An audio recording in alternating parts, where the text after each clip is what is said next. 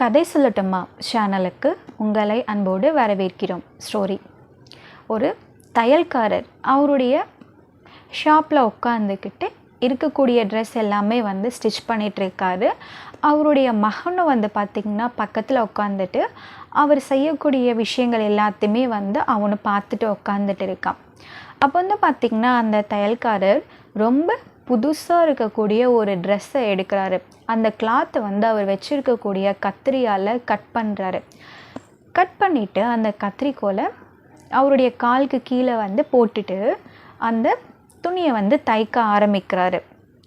அப்படியே பார்த்திங்கன்னா அவர் பக்கத்தில் இருக்கக்கூடிய ஊசி, அந்த ஊசி எடுத்து அவர் தலையில் போட்டிருக்கக்கூடிய தொப்பியில் ரொம்ப சேஃபாக குத்தி வச்சுக்கிறாரு.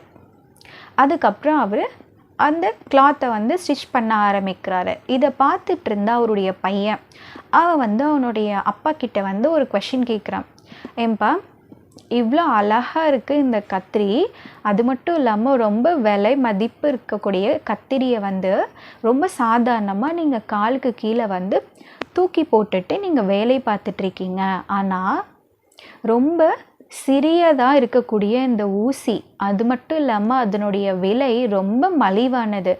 அதை போய் இவ்வளோ ஜாக்கிரதையாக எடுத்து நீங்கள் தலையில் இருக்கக்கூடிய தொப்பியில் சொருகி வச்சுட்டு உங்களுடைய வேலையை பார்க்குறீங்களே அப்படின்னு சொல்லி அவன் கேட்டான்னா.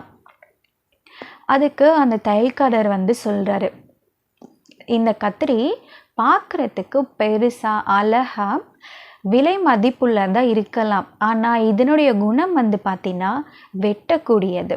ஆனால் இந்த ஊசி இது சிறியதாக இருக்கலாம், விலை ரொம்ப மலிவானதாக இருக்கலாம், ஆனால் அதனுடைய குணம் பார்த்திங்கன்னா தைக்கிறது, பிரிஞ்சு இருக்கக்கூடிய ரெண்டு துணிகளை ஒன்றா சேர்த்து இணைச்சி தைக்கக்கூடியது.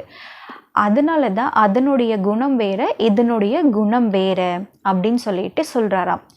அதே போல் தான் நம்முடைய மனுஷங்களுடைய தரமும் நம்மளுடைய குணத்தை பொறுத்தே அமையுது. நல்லவர்களாக இருந்து நல்ல குணத்தோடு வாழலாம். இந்த ஸ்டோரி உங்களுக்கு பிடிச்சிருந்தா லைக் பண்ணுங்கள், ஷேர் பண்ணுங்கள், மறக்காமல் சப்ஸ்கிரைப் பண்ணுங்கள். தேங்க்யூ.